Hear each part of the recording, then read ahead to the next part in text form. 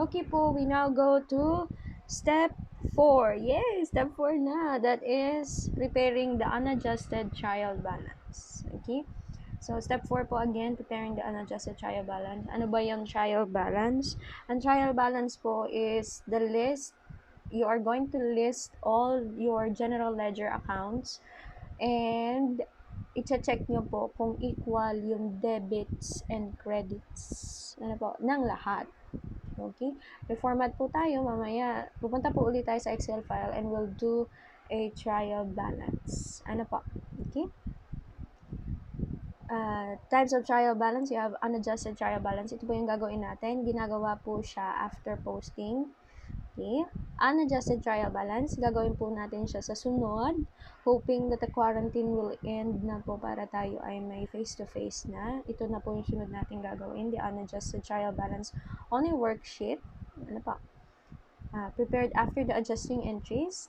Post-closing trial balance, yung pinakahuling trial balance na gagawin natin before the financial statements, ginagawa po siya after the closing entries. Okay? So, errors revealed by a trial balance. So, dyan po ninyo malalaman yung mga sumusunod na errors na kaya lang, ito lang po yung errors na kaya lang i-reveal ng trial balance sa inyo. Una, kapag mali po yung journalizing na ginawa niyo. It's either wala kayong debit or wala kayong credit. Kagaya po nitong huli, wala pala po akong isang credit. Okay? So, salaries expense. Ano, kung napansin niyo po yun, wala akong isang credit. Nakita ko po siya noong ako ay nag-trial balance na. Okay? Recording one part of an entry for a different amount than the other part. Magkaiba po yung debit credit nyo. Okay? So, marireveal po yun ng trial balance sa inyo. Then, errors of transplacement, ano po yun? Mamaya po yun. And errors of transposition.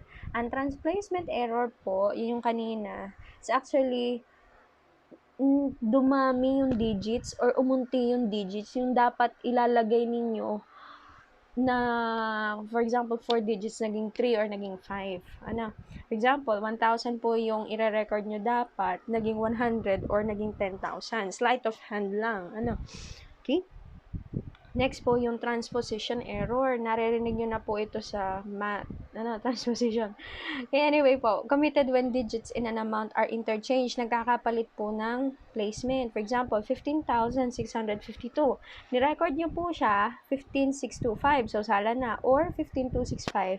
Nagkanda, labo-labo na po ang placement niya. Yun po yung transposition error. Okay? The next po, we have errors not revealed by a trial balance. Ito po, balance yung iyong trial balance. Sobrang perfect na nung chinek. Mali pa rin kasi hindi mo makikita itong mga errors na to. Kumbaga, may error yon, yes, balance pero may error at hindi mo nakita yung error kasi they will not be revealed by the trial balance sa iyo. Okay? Kumbaga, sa journalizing, malimit nangyayari itong mga errors na to. Okay? For example, omitting entirely an entry, a journal entry for a transaction. Nakalimutan mong i-record si October 7. Si October 8. Kung nakalimutan mo si October 8 na i-record, balance yan. Kasi wala kang October 8, debit, credit. Pero pag yung total amount ng debits and credits ay chinek, sala yung iyo kasi kulang. Okay? Kasi nag-omit ka ng isang journal entry. Okay? Kaya naman, 2 beses mo ni-record. Sobra-sobra naman ang total ng iyong debits and credits. O kaya naman, mali yung amount na ni-record mo, okay? Pero tama na debit credit siya. Okay? Kung nalito ka lang, sa halip na 5,000, ni-record mo siya ng 5,500 o kaya naman ay parehas debit credit. Hindi yung marireveal sa'yo ng trial balance. Balance pa nga ang trial balance mo. Pero sa total, pag chinek yan, sala yan. Ano po? Wrong computation with the same erroneous amounts posted to debit or credit side. Kasi minsan po, sa journal entries, kailangan nagko-compute ng interest. Hindi ko na lang po sinama kasi medyo advanced yun. Okay?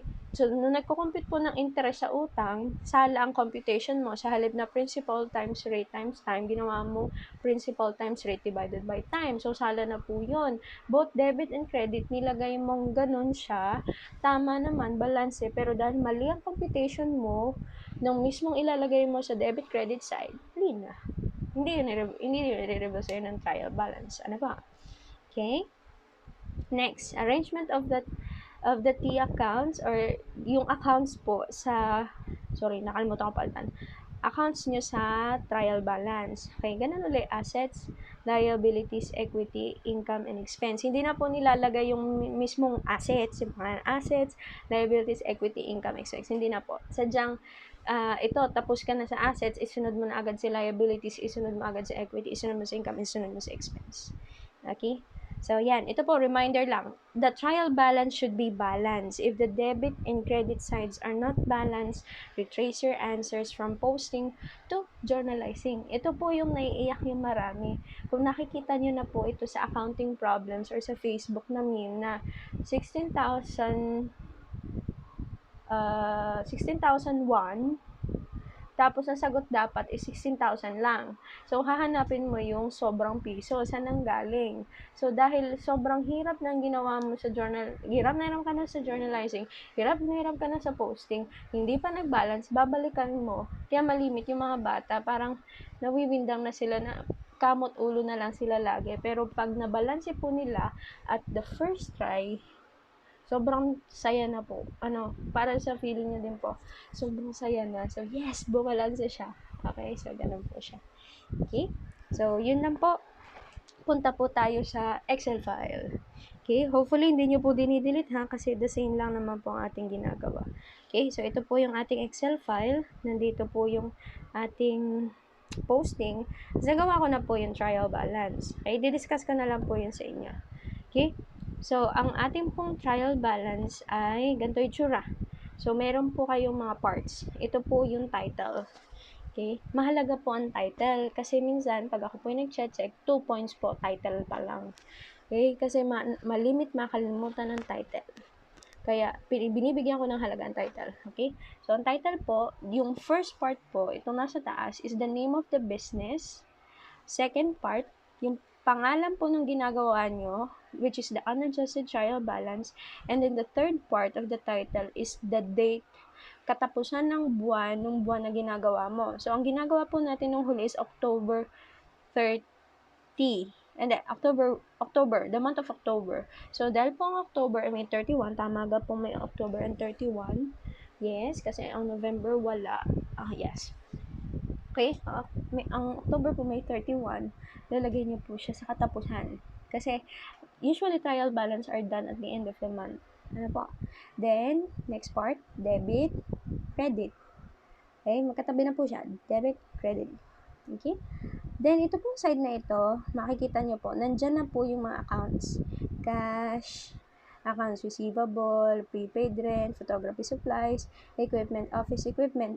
Familiar po sa pagkakasunod-sunod kasi ito po yun, cash, accounts receivable, prepaid rent, photography supplies, photography equipment, office equipment. Yun lang po yun. Okay? Then, office equipment, accounts payable, unearned income, magpantay capital, magpantay withdrawal, service revenue, utilities expense, salaries expense. Tama po, di ka?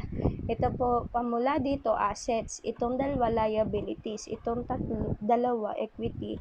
Itong isang to, income. Itong dalawang to, expense. Which is our default arrangement. Ano po? The next, ito po, anong gagawin dito?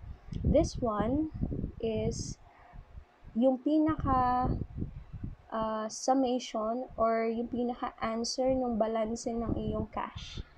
Ano pa?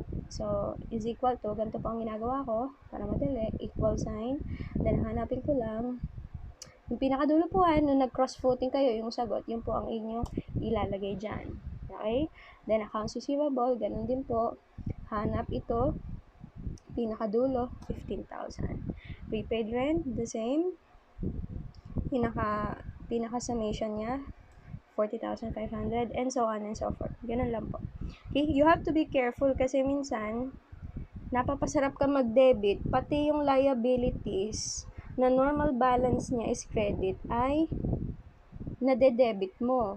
Okay? Remember, naka-credit po siya. Credit, credit, credit, itong isang to, debit. So, double check po lagi sa trial balance kasi minsan na nangyayari is napapasarap po ang pagde-debit natin. Lahat nasa debit side na. Okay? Merong instances naman, kagaya ni service revenue, napasarap kang mag-debit, dinebit mo din. So, credit mo siya. Utilities expense, napasarap ka mag-credit. Ang mga expenses mo na-credit din. Mali po yan. Okay? Ganun po. Then, always remember that the first entry po sa debit column may peso sign. And the first entry sa credit ay may peso sign. Yan po yung format. Okay po? Then, magic. Ito po yung tinatawag ng mga bata magic. I-add po natin yung debit column, summation, open parenthesis. Select nyo lang po yung lahat ng debit side. Yan. Kunwari, hindi nyo po alam na yung kabilay balance eh. Mga bata po, hindi nila malimit alam na yung final answer. So, nagugulat na lang sila pag sa calcio, sobrang balance eh. Humihiyaw po talaga sila. Yan. Yan po yung sinasabing equality of the effects in the debit and credit sides of accounts. Ano po? Balanse po siya. So, if hindi po ganyan ang sagot ninyo, retrace your steps. O kaya tanongin nyo po ako. Baka kasi ako yung nagkamali. Ano po? Okay? So, ganun lang po. So, hopefully po, ganito po yung format ng trial balance. Kung ano lang po yung available accounts, yun lang po ang ilalagay. Huwag pong ipilit ang wala. Ano ba? Yan. So, balanse po tayo. Yay! And we're done po with our lessons for LMS for this session. Ano po? Hanggang step 4 po tayo. Yay! 11 steps more to go. Kasi hanggang step 4 pa lang tayo. Okay? Anyway, so if you have questions po, feel free to message me sa group chat po natin or sa person or DM nyo na lang po ako. Ano pa?